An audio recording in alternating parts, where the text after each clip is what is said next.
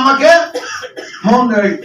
MP বানান, আপনারা আমাকে এমপি বানান, আমি রাষ্ট্র শাসন করবো। বাস সারা বিশ্ব এইভাবে চলছে, রাষ্ট্র এমপি বানাচ্ছে আর ওনারা শাসন করতেছেন। বাংলাদেশেও আমি দেখছি, এখানে যখন শেখ হাসিনা বা খালেদা জিয়া শাসন করছে তখন বলছিল, স্পিকার বলে যে এই আইনটা করলাম, আপনারা হা বলে হা করেন আর না বলে না করেন। তোর ভয় তো সবাই করে না করেন, হাই হাই করে, হা হাই করে, হা হা করে, আপনার হাই না হা হা করে। তো এটা কি গণতন্ত্র হয়েছে? তাহলে আমি গণতন্ত্রে ধীরে দিলাম। People is the direct ruler of the country known as democracy.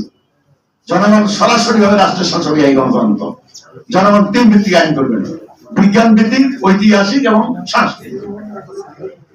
অর্থাৎ আমি যখন যেদিন ক্ষমতা যাব, ভালো শুনেন, সেদিন বাংলাদেশের এই যে অঞ্চল আছে, আমার পাকবন ইউনিয়ন অঞ্চলের যে অংশটা আছে, পদ্মা মেঘনা যমুনার যে অংশটা আছে, আপনার সকলেই প্রত্যেকটি নাগরিক আইন তৈরি করে অধিকার পাবেন।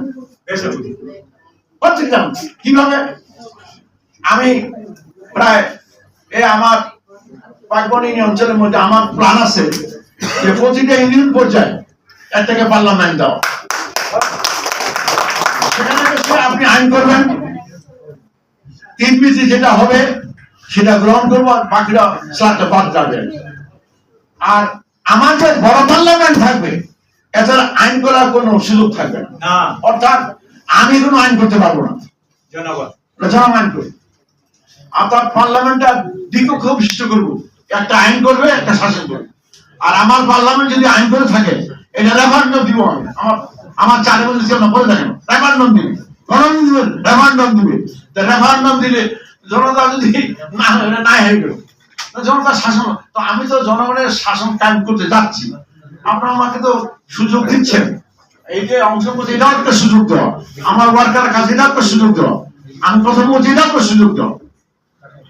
আসল সময়